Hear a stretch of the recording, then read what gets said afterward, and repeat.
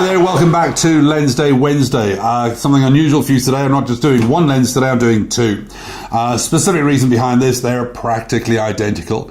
These are the Ep75 to 300 standard kit lenses. They're f4 to 5.6. We have the DC lens and we have the ultrasonic. I had to double check that because that's the only thing you can see that tells you the difference between one and the other. These are the standard lenses, and as I mentioned in one of my earlier Tech Explained videos about kit lenses, they're cheap, cheerful, easy to use, bundled often in a double lens kit with a standard entry-level body. They're not professional by any stretch of the imagination, but as far as build quality is concerned, they're pretty damn durable. They're designed for everyday use for the vast majority of end users who maybe not necessarily know a hell of a lot about photography. At f4 and 5.6, they're not critically sharp, they're not magnificent in terms of optical performance, but for the price you're paying, you can't really expect professional type quality. But for home users, for the average type of photo book, postcard, A5 sort of size printing, or even for social media, etc., the image quality you get out of these is absolutely fantastic.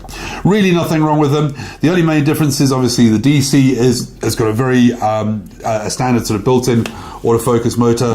The USM's got the faster, quieter autofocus motor, better for sports, action, high-speed stuff.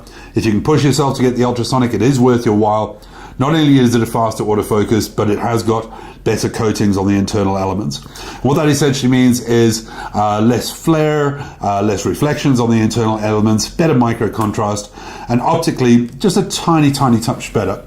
To all intents and purposes, same glass, same optics, same build, same everything. The only main difference, the autofocus motor and the coatings.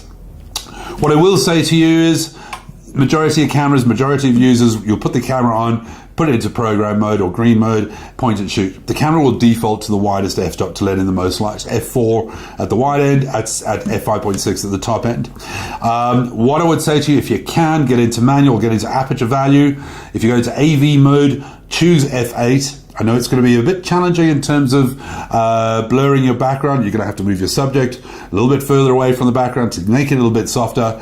But f8 has got a marked improvement in optical performance and overall sharpness. And it's well worth having a look at that. Well worth your while. It is a bit challenging, especially if you want nice blurred backgrounds, nice clear backgrounds.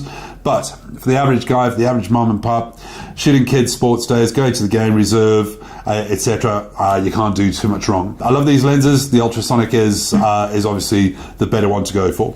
As I said, practically identical, which is why I've done them together. But Canon has got a wide range of 70 to 300 type focal lengths. I'm going to talk more about those other ones in future. Anyway, that's it for this double whammy. They look like binoculars episode. Thanks for watching, as always.